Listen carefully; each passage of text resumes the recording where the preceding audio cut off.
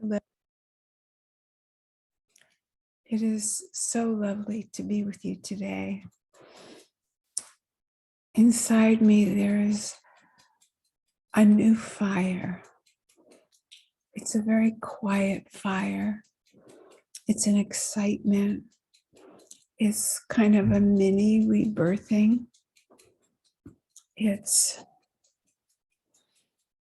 a new doorway. I'm setting the timer here, so I'll have a sense of the right amount of video time. Excuse me for that interruption. This is a moment in time which doesn't exist that has truly new doorways to freedom. And so I'm really, really happy to be with you on this episode 20. In order to frame what we're going to talk about today, I would like to talk about thinking and what is thinking and what is it not, according to both the Course in Miracles and its value in the non-duality. Some of my excitement is that it turns out to be exactly the same. For some reason, and I know I'm like many of you, the Course can be completely new when we're new. And we look at it and we go, oh my God, I didn't understand this before. I thought it meant X. And today I understand. I have knowledge, not just perception, of what this sentence means, or what this pointer means. And I'll be more specific. I know I'm talking in generalities. So in lesson 4, right in the beginning, it tells us that we're not thinking at all, that our thoughts don't mean anything, and our thoughts about anything, this tree, this cat, this child, this body, this self, this world, none of it means anything. And those first lessons all teach us that. But somehow, in my earlier years, and there were many, because I was, of course, serious student from the late 1980s until, I was exposed to non-duality in India in 1995, but I still chose the Course because I thought it gave me free will. And that's another subject for another day. But I couldn't stand at that time the idea that's also written in the Course, that the scripture's written. I wanted it out. And I know there are a lot of people who've taken the out that Gary has given us with the forgiveness lessons, mean that you didn't have to go to that movie and you were eliminated from the accident that would have happened after the late movie. I think these things are given to us along the way when we need them. But in today's present moment, I'm quite happy with the script as written. It truly suits my experience with a daughter that passed on. That makes 100% her having an untimely, quote unquote, death, and my having a resurgence from being retired into the working world where I am passionate about connecting to people with the truth from non-duality and A Course in Miracles as best as I understand it at any day. And the fact that I've been given anyone who wants to listen, so it makes it a party, it makes it an interaction, it gives my talking and my sharing a purpose beyond whatever is going on in my intrapsychic, inside my head. It gives it a purpose, and it fits with what the Course says about being truly helpful. I have to just put in a little bit of an aside about that helpful. I also teach still, and some people, including me, sometimes wonder why I teach it. I still teach the Enneagram, which is a psycho-spiritual opening to essence. But in this country now, it's used more as a personality study. And so people wonder, if I see the script is written, and if I see we're not personal beings, why would I teach a personality study? Well, I believe, and believe has a lie in it, as Dove says. So it is my understanding at this moment that we have to be able to transition from this world of duality in the highest way, but still in duality, and then move to pure essence, pure awareness, which doesn't have duality. But we have to be able to do both, or you either have to live in a mountaintop or on a psychiatric ward. There are skills we need to have. But I see many, this is my divergence from my actual topic, because it might apply to many of you.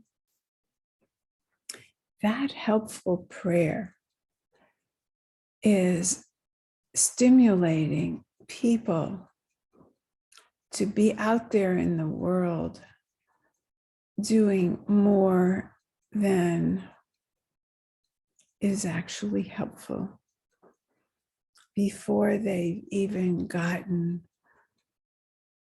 an embodiment of a teaching. They're out there selling it to other people, which actually dilutes it. And people who are higher on the Enneagram as helpers are doing way too much compulsive helping. Compulsive in that it relieves their anxiety to go and help. It also relieves the experience that I am taking something in for myself. And there is no separate self, but we start with having a realization that appears to be coming to the separate self. And in watching these beloved beings, I would love for them to stay with the help they received before they're out there selling, giving, sharing. It is not helpful. And just as another aside, if you're the daughter, the husband, the wife, the friend of one of these helpful people, you're already receiving more help than you want. And it really is more useful and a really psycho-spiritual experience not to help.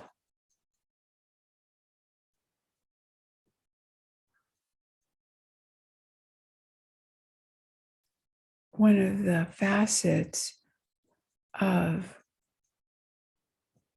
being this kind of pattern of a helper is to divert from your own experience because that has been unsafe and compulsively put it out there for others.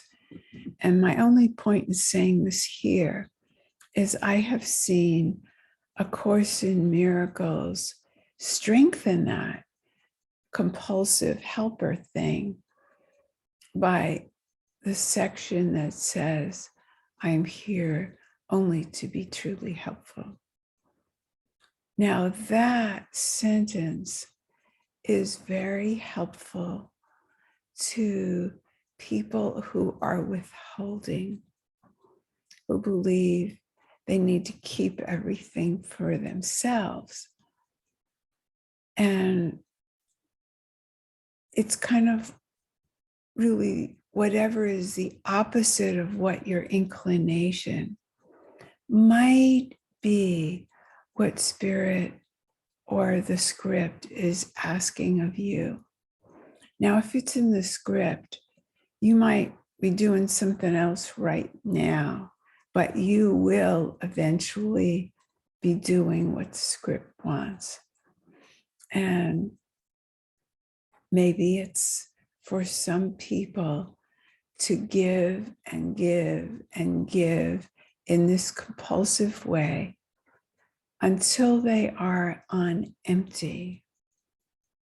And then the experience is what happens when they're empty.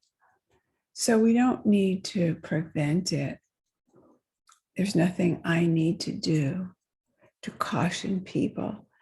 It's just that sometimes others of us, when it's not that, let's say the addict, we like to bring the bottom up if we can, so that people don't suffer all the way down to get what it is they needed to.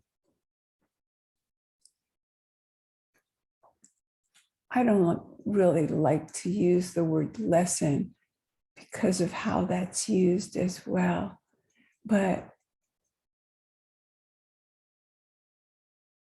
I like realization. Realization is a very lively word to me. And it means I have to take responsibility for what I learned. Lessons, I mean, my grandson gets math lessons up the gazoo. He doesn't value them necessarily. He doesn't really enjoy having them, and there are always more coming.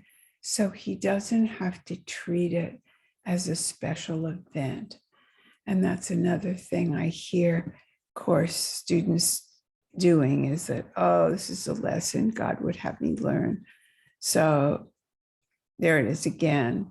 And actually, I don't need to pay that much attention, but a realization.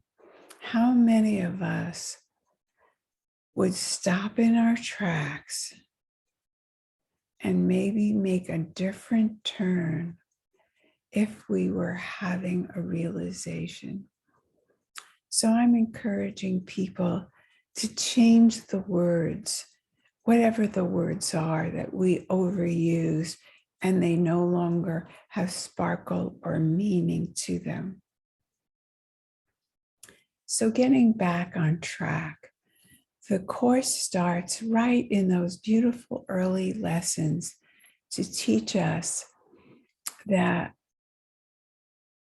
or show us, reveal to us that our minds are full of junk.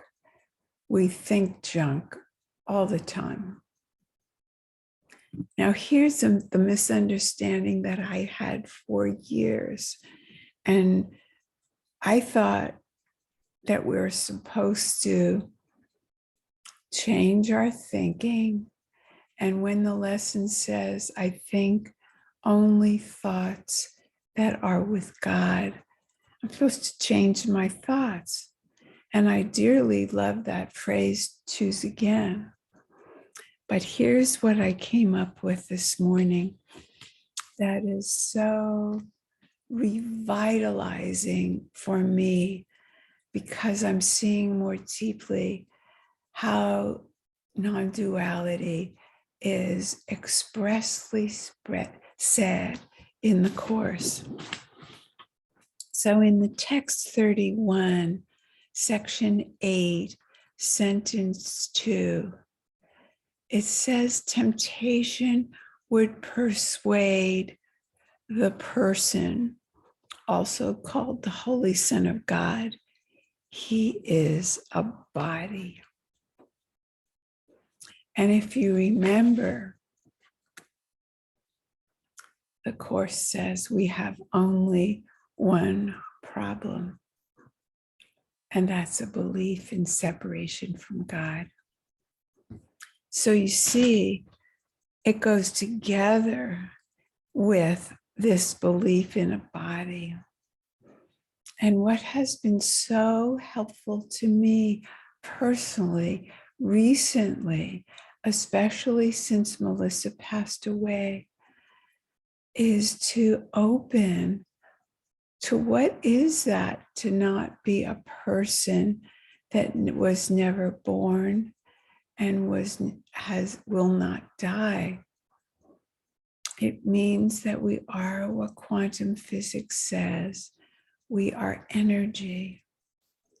So I love this word temptation, because we're hypnotized in the culture. You're a boy, you're a girl, you're Lynn, you're Dove, you're Rosalind, you're a separate person with that name, you're smart, you're not smart, you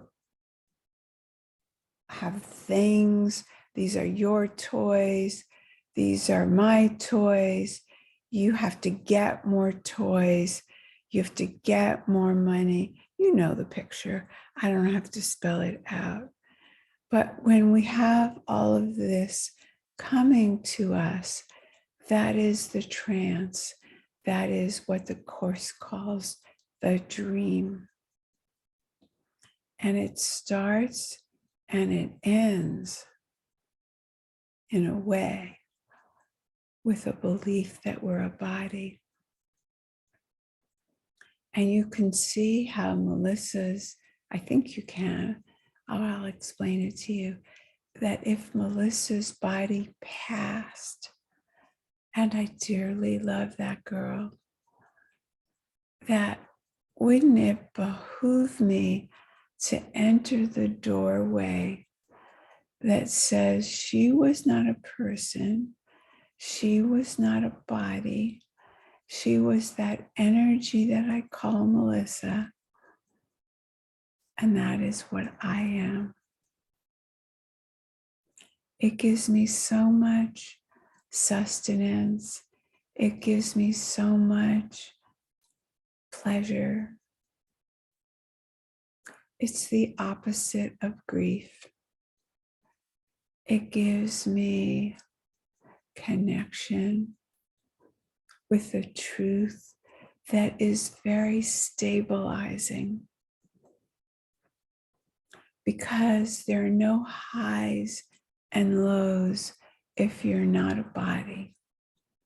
If you're a body, you get a better body, you get clothes for your body, you get compliments for your body, you get your body older, that's bad in this world.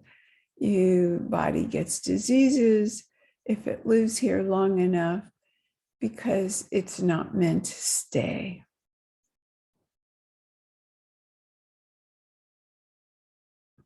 forgiveness, which is not a part of duality, because we don't consider the thoughts as being anything to dance with. But forgiveness in the Course says it never happened. So if we actually go there, we don't need to take those forgiveness steps. That's for people like me who for 20, 30, 40 years didn't understand that we're not a body. I mean, I heard the words, for God's sakes, I, read them enough times. You're not a body, you're free, you're still as God created you. But it didn't really mean anything except an idea that I could paste on. But pasting on wasn't helpful. And our good friend over at the Circle of Atonement, blocking on his name. Where is it? He's so sweet, he puts it inside. I'll look it up. While I'm looking, you'll all helping me remember. He's just a wonderful contributor to, well, it's just not here, so it's not important. But you all know who he is. He's given us so much. I'd love to find it because it bothers you when you don't remember. He's so sweet. He put everybody's name first there. Robert Perry. Robert Perry is our good friend. I am 74 and sometimes names don't come to me, and that's fine. I have so many gifts for being 74 that losing the memory of a few names is so nothing to judge, as is everything. There's nothing to judge. So getting back to the point, Robert Perry writes about lesson 142. Then, of course, I will remind you, lesson 142 is a review lesson, and it's about my mind holds only what I think with God. I used to think, I can't tell you how many years, I thought choose again meant not choose the body again or not the body. I thought it meant choose another thought. And I do believe it says that some places in the Course. Our friend Dove would tell us exactly where, because the Course speaks to us in generalities, in the oneness that requires no details and no lessons. When we're in the oneness, that's it. It's like lesson 189. Drop everything and come with holy empty arms, and then you need nothing. And so in the meantime, the Course gives us this and that really good idea. And I think it really is to just get us more and more into the neutral place where the mind is not going to stop judging. That's what the small mind does. And I thought that the mind training of A Course in Miracles was to change our thinking. And yeah, you might have a different thought, but in the early lessons, the Course tells us there aren't good thoughts and there aren't bad thoughts. And that's the crux of the whole Course in Miracles. It's the pathway, the direct path to oneness. And it's the direct path to what A Course in Miracles refers to as the atonement, and what the direct path would call being in aware presence, abiding in aware presence. Because what that means is that we're living in no judgment, which really means no thinking. So that's why we say we don't touch the thoughts in non-duality, or we do the opposite and bring those thoughts so close that they become meaningless. Both are the same, as well as being the opposite. They're the same because they have the same result. But getting back, I know I wander, getting back to Robert Perry, my mind holds only what I think with God. He says that my mind holds only what I think with God is not something I have to work to attain. That is gold, everybody. If you are working at mind training like I did, well, it might feel better than thinking ugly thoughts when you kind of slip in some of the good thoughts, quote unquote, or positive thoughts. But you're always then working against the negative thoughts. Thinking of the small mind will never, it's not of God. It's of the body. Let's think of it that way. I don't want to think of it for teaching purposes as the ego. Of course it is. But the ego, people talk about my ego, and they've made it a real thing. It's nothing. It's not anything. And to make it something you're working on your ego. You're working to let go your ego. I heard someone say, I'm working to disseminate my ego. That's, it's no need. And so he says some more. It is not a thought to be repeated like a purgative, to drive out opposing thoughts with the undertone of I have to make my mind have only thoughts of God in it. Listen to this, everybody. That my mind holds only what I think with God is a fact and represents the truth of what you are and what your Father is. Not a fan of Father, that word, only because it triggers the personal. It triggers the hypnosis. It's not a bugaboo about your Father in the world. It's just making duality out of it, you and your Father. And the Father is the greater. And I believe that puts off the inevitable. The inevitable, if this course is right, that it's inevitable that we will get this. What is it that we're getting? We're getting that full power, full potential is our power. We're not little. We are what this says. We are what God is.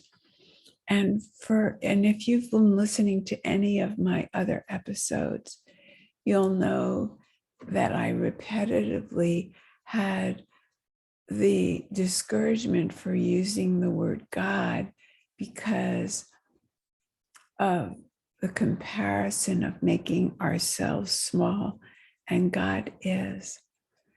But in this mini awakening I've had this week, it's just quite beautiful. It's the self, the personal self, that is the duality. If we go with God, because we already have a sense of God the greater, God the bigger, even if you were not raised in religion, you have a sense from the culture of God the greater, God the omniscient, God the one being, God the everything, God the creator, God the absolute, God the ultimate. There is only God. There is no personal us. And I know from our attachment and our habit of being a personal self, it feels either it makes people angry or sad or rejecting of this personal letting go. But I can tell you, it's the greatest freedom. There's no guilt, there's no shame. If there's no person, what are those things? Yes, feelings pass through when we're in the world of duality, and they're nothing. The feelings are just like the thoughts. They come and go. And when non-duality speaks of I awareness, we are not talking about a personal self. So we don't have a lot of time, but I'm just going to take a moment or two and just leave the body, leave the personal self, and go to I awareness, which is a place-like place outside of a body with no edges. It's always there. It has no opinion. It always welcomes. And it's a resting place to go. And if you've been an addict like me and have liked the highs and even kind of been addicted to the lows, this is a new place-like place. But experiment, verify for yourself. It's always the same. And if you need to go to nature to experience it, do whatever you need to.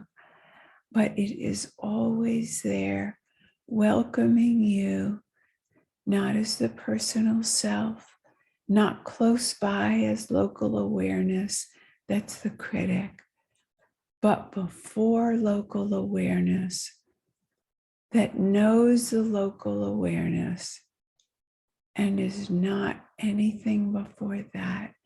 It's just that experience of knowing you're alive, but you can't find where that aliveness is. Experiment.